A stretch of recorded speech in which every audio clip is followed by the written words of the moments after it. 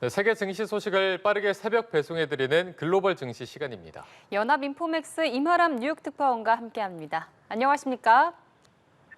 네, 안녕하세요. 네, 간밤에 뉴욕 증시 마감 소식부터 전해주시죠. 네, 뉴욕 현지 시간 8월 22일 목요일 거래가 마무리가 되었는데요. 뉴욕 증시 3대 지수는 동반 하락세로 거래를 마무리를 했습니다. 특히 이제 나스닥 지수가 전거래일 대비 1.67% 급락 마감하는 모습을 보였고요. 벤츠마크 지수, S&P 500 지수는 전거래일 대비 0.89% 하락, 그리고 다우 지수는 전거래일 대비 0.43% 하락 마감을 했습니다. 지금 내일 전 세계적으로 굉장히 중요한 금융 이벤트가 예정이 되어 있습니다. 바로 제롬 파월 미국 연준 의장의 연설이 예정이 되어 있는데요. 이 연설을 앞두고 증시는 다소 긴장한 모습을 보이면서 약간의 이제 하락세를 기록을 한 것으로 보입니다.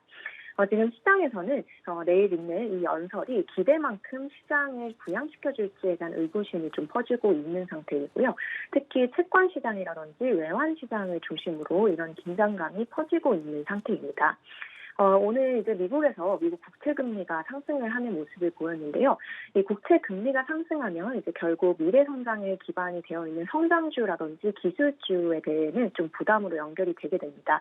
이 결과 오늘 나스닥 지수가 3대 지수 중에서 가장 큰 폭으로 하락된 것이 좀 설명이 될 수 있을 것 같습니다. 예, 내일 파월 의장의 발언에 증시가 긴장하고 있다고 말해주셨는데요. 연설에서 어떤 이야기가 나올 것으로 예상되고 있습니까? 네, 파월 의장은 내일 미국 현지 시간 동부 시간으로 오전 10시에 잭슨홀 심포지엄에서 연설을 하게 됩니다. 세계 금융시장 참가자들이 모두 주시하고 있는 이벤트다라고 해도 과언이 아닌데요. 한국 시간으로는 오후 11시에 이제 연설 내용이 밝혀질 것으로 전망이 되고 있습니다. 지금 전문가들은 내일 파월 의장이 9월에 금리를 인하하겠다라는 점을 공식화해 줄 것으로 예상을 하고 있는데요. 이 9월에 금리를 얼만큼 내릴지에 대해서는 다소 신중한 모습을 보일 것이다라고 전망을 하고 있는 상태입니다. 특히 지금 다음 미국 연준 위원들이 모여서 금리를 결정하는 회의인 연방공개시장위원회 9월 FOMC까지는 상당한 시간이 남아 있습니다. 9월 FOMC는 9월 17일에서 18일 날 열리게 되는데요. 이 18일 전에 굉장히 좀 중요한 경제 지표도 4개 정도 좀 남아있는 상황이기 때문에 연준 의장이 좀 다소 섣불리 금리를 큰 폭으로 내리겠다라는 약속을 해줄 가능성은 크지 않을 것이다라는 이런 컨센서스가 시장에 지금 형성이 되고 있는 상태입니다.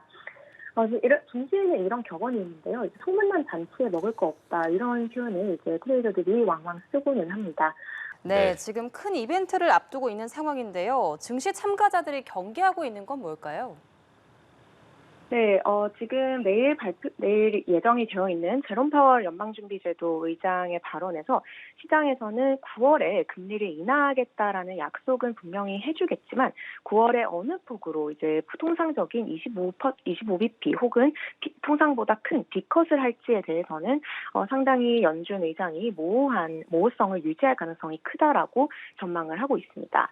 지금 증시 전문가들 역시 시장이 조금 이 금리 인하 부분에 대해서 앞서 나갔을 수 있다라는 경계감을 좀 표현을 하고 있는 상태인데요.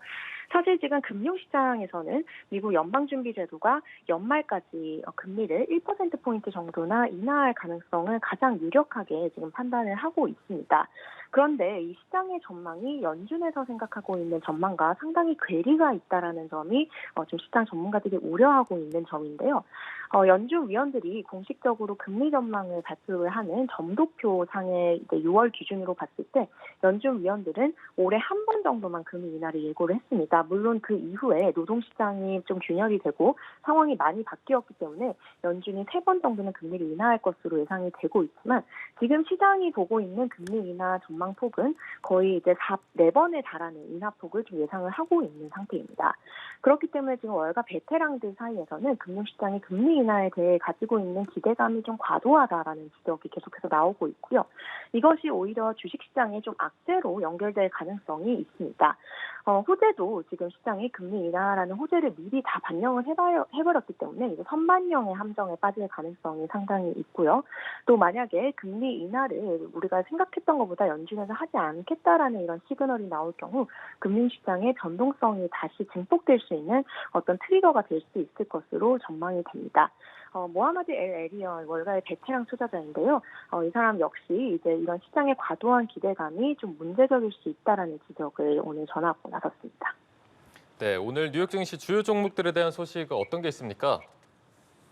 네, 오늘 S&P 500 지수를 구성하고 있는 대부분 업종이 하락을 하는 모습을 보였습니다. 금융주 그리고 부동산, 에너지만 좀 상승을 하는 모습을 보였고요. 특히 기술 종목이 2% 넘게 하락하는 흐름을 보였습니다. 통신주, 자율소비재 그리고 자재 관련 업종도 하락을 하는 모습을 보였고요. 오늘 이제 7대 기술주라고 불리는 M7 종목은 좀 일제히 하락을 하는 모습을 보였습니다. 특히 이제 테슬라 주가가 5.6% 하락 마감을 하는 모습을 보였고요. 엔비디아 주가도 3.7% 내렸습니다. 엔비디아 28일 실적 발표를 앞두고 있는데요. 오늘은 이제 하락세를 기록을 한 모습이고요. 이외에 반도체 종목도 일제히 하락했습니다. 브로드컴이 2%대 하락을 했고요. 퀄컴 3%대 그리고 AMD는 3.8% 정도 하락을 했습니다. 필라델피아 반도체 지수도 오늘 3.4% 정도 하락을 하는 모습을 보였고요. 이외 주요 기술주 중에서 아마존이 2% 이상 밀렸고 마이크로소프트 역시 2% 넘게 떨어졌습니다. 구글은 약 1.3%, 애플 0.8%, 메타플랜스는 0.6% 정도 떨어지는 모습 보였습니다.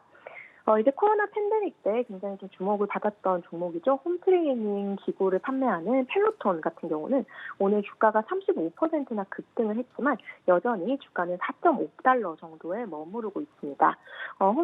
이 펠로톤 같은 경우는 최근에 실적이 상당히 안 좋게 나오면서 회사에서 구조조정 등 이제 턴어라운드 계획을 이제 발표를 했었는데요. 이것이 효과를 보면서 이제 최근 실적은 좋게 나오는 모습을 보였지만 여전히 주가는 이제 코로나 팬데믹 때 기록했었던 사상 최고가 대비해서 무려 97%나 급락한 상태를 유지를 하고 있고요.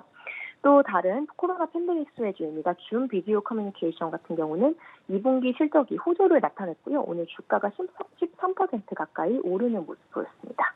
예, 알겠습니다. 지금까지 글로벌 증시 상황 알아봤습니다. 연합인포맥스 이마람 뉴욕 특파원과 함께했습니다.